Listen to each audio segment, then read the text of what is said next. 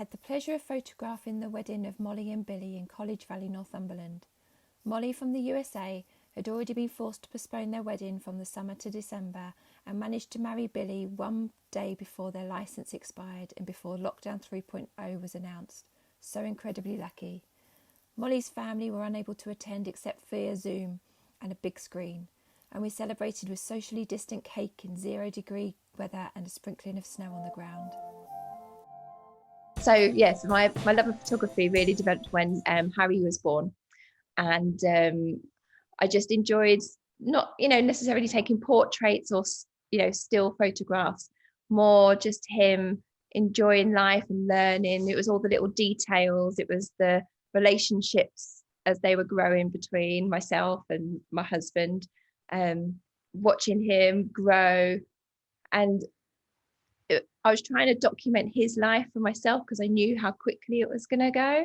And I think that's kind of, my friends noticed that I was taking photographs in a different way than what was at that point was quite traditional. You would take your child to a studio and have a portrait taken, and they would see that what I was trying to capture was more like memories. And I know in the States, this was 8 years ago. In America, there was quite a few family documentary photographers around at the time, but in the UK, it was really quite unheard of. There was a few down south, but certainly not up here where I live. So down south, it was starting to become not popular, but more people were, understanding what it was. But up in the north, trying to explain to families, like I would come into your house and just document your day. And take just all of what we take for granted, what we think is boring, but actually when you look back in 20 years it's actually really exciting or interesting, or it's the moments that you really miss. So that's kind of how my business grew, and I enjoy it today. I spent a day, a couple of hours with a family, the 5 children, all homeschooled. So COVID meant no difference to them really, because they were homeschooled before then and they still homeschooled now. But it was just interesting talking to a mother of 5 children who chooses to homeschool, whereas I felt quite pressured during the homeschooling period here in England. I couldn't understand why she would want to do it compared with me. I was like, a couple of months was hard enough, especially with juggling work and things. But it was fascinating just watching her let things go, how her house was, how she managed 5 kids, how the husband was on board with it as well, completely supported her.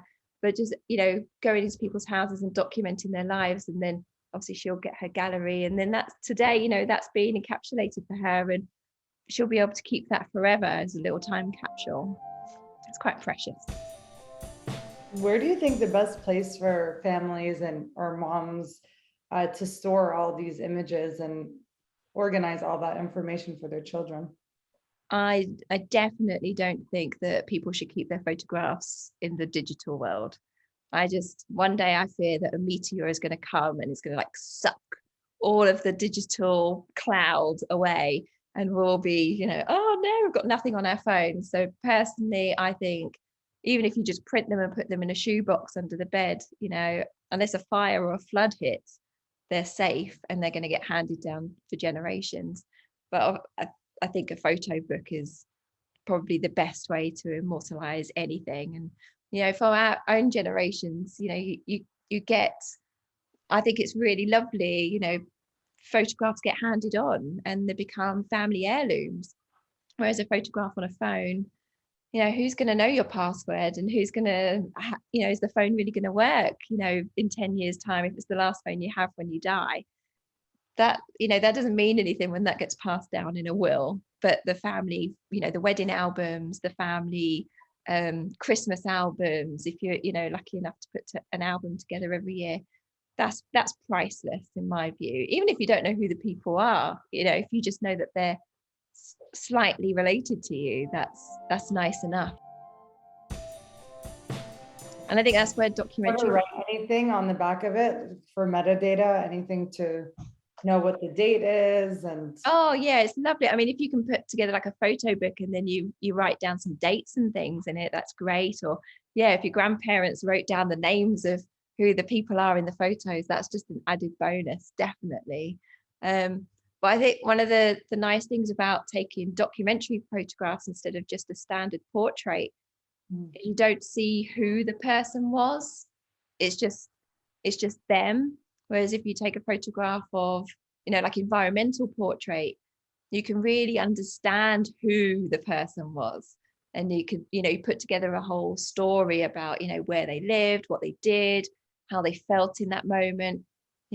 Somebody in a white studio, especially if they're wearing clothes that their mum chose for them or something, that doesn't mean anything. That doesn't tell you any story, really. I much prefer the environmental portrait, or the in the moment photograph that really explains who they are, how they felt. Is there something emotional that happened to you that makes you feel so passionate about this? I think probably just becoming a mother. I think I realized I didn't know I was going to have a second child. I thought I was only going to have one. And I very quickly realized after Harry was maybe 3 months old, I thought, blimey, this time is going so fast. And everyone always says that the days are really long, but the years are short. And it's so true. And all of a sudden, your baby is 8 years old and you think, wow, how did that happen? And I already regret not photographing certain things. And I just think everyone should be doing it. And I know it sounds crazy that you should document every moment of every day. And maybe I am more obscene than some people, but I know that in 20 years' time, to go through those photographs, to go through those videos will mean so much to me. And I also think that a lot of my own childhood memories, they're not necessarily really memories, they're memories that I've put together from the photographs that I've seen that my parents took. So that for me shows how strong photography and video is. And I kind of wish that there was more video of me as a kid, to hear my voice, to see how I walked, that sort of thing. Because photos tell you so much, but video in some ways can be much stronger. All right, I hope you enjoyed that last episode and learned something new. Don't forget to tune in to the next episode to see what other crazy, incredible, creative, and empowering lessons you can learn from the photos in this book.